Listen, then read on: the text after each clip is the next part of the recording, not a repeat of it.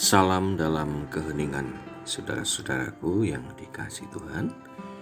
Saat ini kita masuk ruang hening 94 dengan judul Mengasihi yang Terbuang.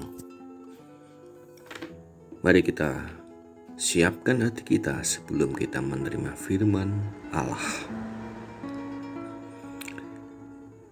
Pada saat ini Tuhan, kami bersyukur atas setiap nafas kehidupan yang Engkau berikan. Kami bersyukur atas keselamatan yang kami rasakan. Dan kami bersyukur atas sukacita yang melingkupi kehidupan kami. Pada saat ini kami akan menerima firman-Mu yang kudus. Mampukan kami bukan hanya mendengarkan, tapi juga melakukannya. Dalam nama Tuhan Yesus kami berdoa. Haleluya. Amin. Saudaraku yang dikasihi Tuhan, pada saat ini kita akan bersama-sama menyimak dan belajar dari kitab Kejadian 21 ayat 14 hingga 21. Kejadian 21 ayat 14 hingga 21, demikianlah firman Tuhan.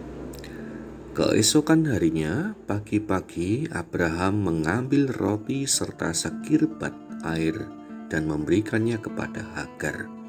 Ia meletakkan itu beserta anaknya di atas bahu Hagar, kemudian disuruhnyalah perempuan itu pergi. Maka pergilah Hagar dan mengembara di padang gurun Berseba. Ketika air yang dikirbat itu habis, dibuangnyalah anak itu ke bawah semak-semak. Dan ia duduk agak jauh, kira-kira sebab mana jauhnya, sebab katanya, tidak tahan aku melihat anak itu mati. Sedang ia duduk di situ, menangislah ia dengan suara nyaring. Allah mendengar suara anak itu, lalu malaikat Allah berseru dari langit kepada Hagar. Katakannya kepadanya, apakah yang engkau susahkan, Hagar? Janganlah takut, sebab Allah telah mendengar suara anak itu dari tempat ia terbaring. Bangunlah, angkatlah anak itu dan bimbinglah dia, sebab aku akan membuat dia menjadi bangsa yang besar.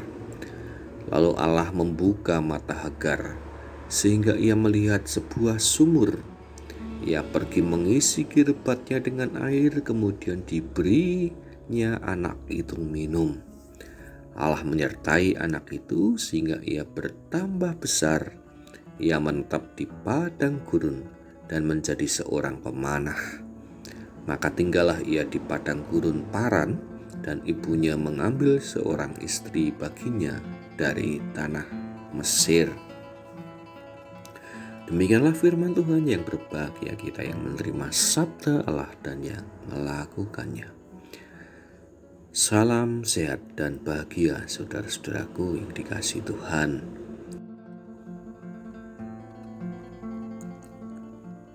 Hagar dan Ismail disingkirkan oleh Sarah karena kehadiran Ishak, anak yang telah dinanti-nantikannya. Mereka berdua diusir dari kemah Abraham. Pada saat Hagar dan Ismail kehabisan air di dalam perjalanan mereka, ternyata Tuhan tidak tinggal diam. Melalui malaikat, Tuhan mendengar tangis Hagar, lalu ia memberikan sumur di mana airnya nanti dapat memulihkan Ismail dan Hagar. Sumur itulah yang menjadi sumber cinta kasih Allah kepada mereka yang telah dibuang dan dipinggirkan. Saudaraku yang dikasihi oleh Tuhan, dalam kehidupan gereja serta masyarakat, kita seringkali menjumpai adanya orang-orang yang terpinggirkan.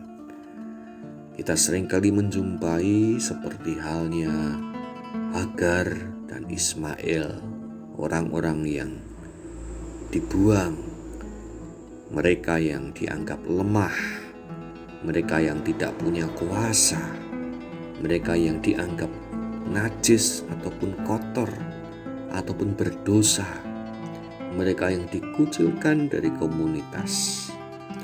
Lalu apakah mereka juga hina di mata Tuhan? Ternyata tidak.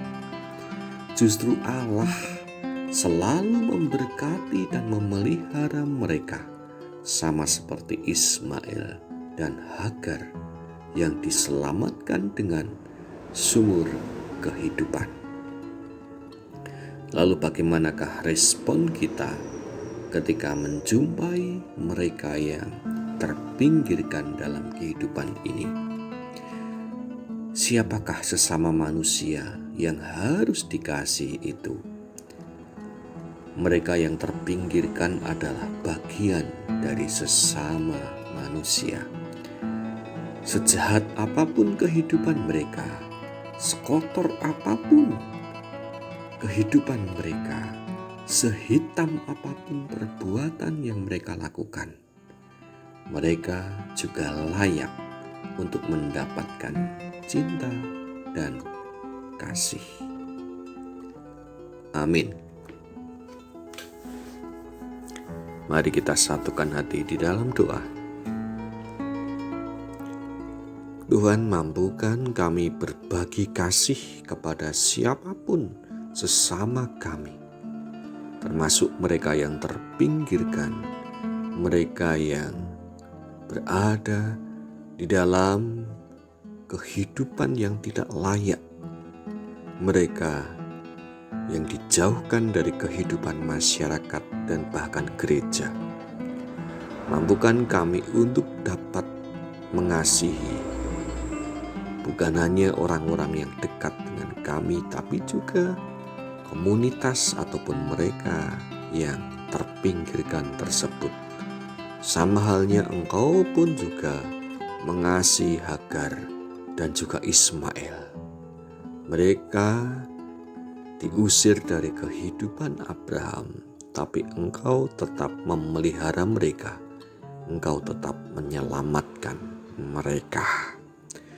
Firman-Mu yang kami rasakan pada saat ini kiranya dapat menguatkan kami, kiranya dapat menjadikan penuntun dalam kami melanjutkan kehidupan ini.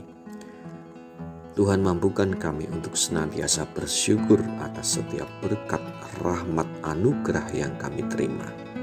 Meskipun kami merasakan kehidupan yang berat, tapi mampukan kami untuk melihatnya dari sudut pandang yang baik, sehingga kami mengingat senantiasa kasih-Mu nyata, kasih-Mu indah, kasih-Mu luar biasa atas kami semua.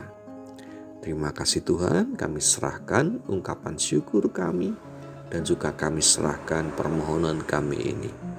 Hanya dalam satu nama, dalam nama Tuhan Yesus kami berdoa. Haleluya. Amin.